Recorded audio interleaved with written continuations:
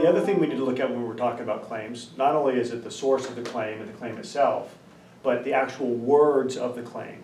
And remember when I said, is discrimination a bad thing? And he said, what are you, crazy? We write the claim and we go, well, everyone understands what I mean there, right? But the reality is, how often does that happen? Rarely. Most of the time people misunderstand us. Sometimes it's unintentional that the claim that's made is misunderstood. Other times it's intentional. People do it for the purpose of manipulation. People do it to create vagueness or ambiguity. Let me give you some examples. President Trump said, I want to make America great again. And he got elected. Before that, President Obama, what did he run on? Hope and change. And then the second time he ran, it was, he's going to make the rich pay their fair share.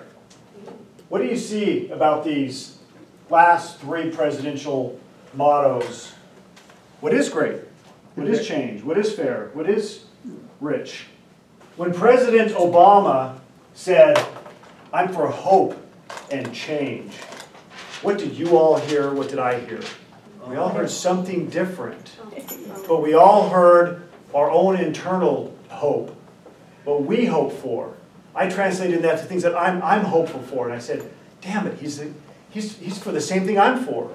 I'm for hope. I have all these hopes. And I want things to change. And I want things to change the way that I want them, right? And so it's just like looking in a mirror. When President Obama was standing up there talking about hope and change, I saw myself in the mirror and I thought, that's a handsome man. He stood for exactly what I stood for. And he stood for what everybody stood for because he stood for absolutely nothing. Hope and change means nothing. It is so broad and so vague that it means whatever you want it to mean. And so it spoke to each of you and we all went, I feel so good just hearing him say it. Because he's so much like me. Same thing with President Trump. I'm going to make America great again. What does it mean to be great? We all have our own definition, right? The good old days. It's just as meaningless. This is the big one that is the best one in my opinion. This is the best one because everybody agrees. Who disagrees? The rich? No. Well, absolutely not. First of all, who's rich? And second of all, let's say somebody would agree that they are rich. You get Bill Gates, he's worth $30 billion or whatever he is. He's lost a lot of money now. He's only worth, what, $300 billion or something?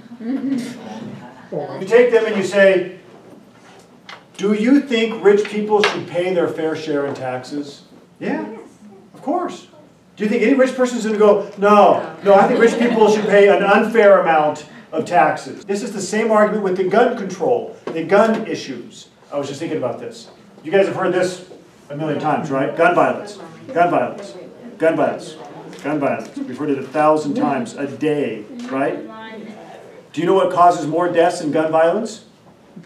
Car violence. Wait a second, you ever heard the phrase car violence? No. I've never heard the phrase car violence either. What about bat violence? How about knife violence? You ever heard of knife violence? Yeah. You actually heard the phrase knife violence? No. I've never heard the phrase knife violence. We don't use the inanimate object and say that it's violent. We don't say car violence.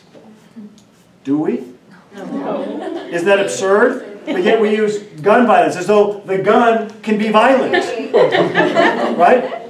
And it's silly because we think in our mind based on the media that people are dropping dead all over the place from guns. If the media showed up to every single car accident and said, oh my gosh, and then did a whole story about it, we'd think that cars were running around like, crazy, running people over. People die like crazy. Hundreds of thousands of people a year die from cars, and we say, it's worth it. Don't we? Don't we say it's worth it? Why don't we get rid of cars? We could easily get rid of cars, but we go, it's a risk we're willing to pay. It's a risk we're willing to pay for the convenience and for the freedom of having an automobile. We know people are going to die. People are going to use cars to get drunk and kill people. They're going to use cars intentionally to run over people. They're going to use cars to accidentally kill people, and on, right? Cars cause a lot of deaths intentionally, unintentionally, and accidentally, and we say, it's worth it. So the question is, if everybody agrees with this, then the question is, who's rich? Well, I'll tell you who's rich. This is an easier one. The guy who's rich or the girl who's rich is whoever makes more than you. When you're making 10 bucks an hour and everyone else is making 8 bucks an hour minimum wage, you're making 8 bucks an hour minimum wage, your boss is making 10.50 and you're like, damn, if I could only make 10.50. My rich boss, roll it in the 10.50 an hour dough. And then you make 10.50 and you're like, damn, my boss is now making 12 bucks an hour. If I only made 12, and then pretty soon it's 15, and your boss is making 30, you go, 30? Are you kidding? Double what I'm making? Oh my gosh, they are rich. Like I said, at some point these guys go, yeah, okay. I've got $100 million, I'm rich. I mean, at some point they agree, but most people, 99% of people, aren't rich. They all see the next guy as rich. So that's the beauty of this. When you say, I'm going to make the rich pay their fair share, we all think, what? Not me. And President Obama was pushed on this issue. And he said, well, I don't want to define. And they said, no, you got to define. You ready for, And he said, okay, 250,000. And everyone went, what? That's rich? Right? People making, and here's the problem with it. So let's say you're making $249,999 a year. You're not rich? Your taxes don't go up? You're going, whew, good. But the guy that makes $1 more than me, his taxes go up. This happened to me. I was making $85,000. I was working as a law clerk years ago, and I got a raise once I became an attorney. And my paycheck after I was an attorney, after I got my raise, was less take home. Because of what this dude said, progressive income tax. I got taxed at a higher rate, which means they took more money out of my paycheck, and I actually brought home less money, even though I made more.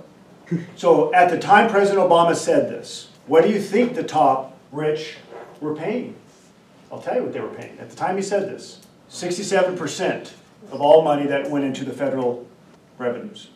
Would that make a difference if you knew that at the time you heard it? Sure, right? The presumption is, when somebody says something like this, the presumption is a whole bunch of stuff. That they're not paying their fair share, what the fair share is. I mean, there's all these things floating around. When you leave something vague like this, it allows everybody to fill it in.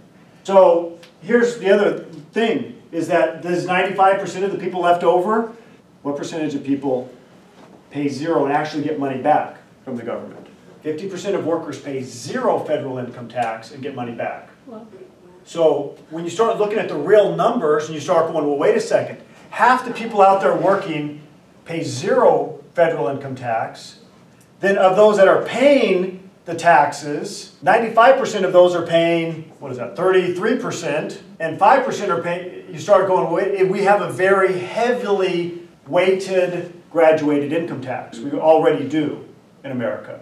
The rich in America pay a significant amount of the money going into the federal government. They already do. If you start taxing the rich more and more and more and more, what happens? Rich can just leave. In fact, that's what Apple did. Yeah. Apple took all their money and they just put it offshore. They said, F you, we're not going to pay those taxes. At some point, you just stop working if somebody takes everything that you get, right? So where does that line, I don't know where that line is. It's the same idea when you guys take economics. You have burgers that you're selling at a burger joint. You sell them $1 a piece. You make $1 million. And you go, I'd like to make $2 million. All I have to do is sell them at $2 each, and I'll make $2 million, right? This is the way politicians think about it. But what's the reality? You go up and you go, oh, $2? Never mind. I'll go get a burrito at Taco Bell. And all of a sudden you sell less burgers. Just by raising the prices doesn't mean you're going to double the amount of money. And it's the same thing with taxes. Politicians think, well, we need more money? Super easy. Just raise the taxes. Everyone will just pay more. No, they just find ways not to. We're rich. We'll find ways not to pay. We'll take our money elsewhere. We'll close the business down. Here's a perfect example of this. Obamacare, he wanted to get a whole bunch of people insured. How do you do that? Make the employers pay for most of it. That's the best way to do it. Well, okay, how do you define employer? And how do you define employee? And how do you define all these? Oh, crap, now we have to do definitions. And so you go, okay, so how did he define a full-time employee? You got to pay for full-time employees. Or him working how much? 30 hours or more, you're a full-time employee. And for all businesses that have 50 employees or more. And what did everyone out there notice with your jobs? All of a sudden you go to work for a job And you know, they don't hire you for 40 hours, do they? No. Hasn't everyone here noticed that all of a sudden you go for a job and they go, yeah, we're offering 28 hours a week. Yeah. Oh, really? You're offering 28 hours a week? Yeah, I got to get 2 jobs now.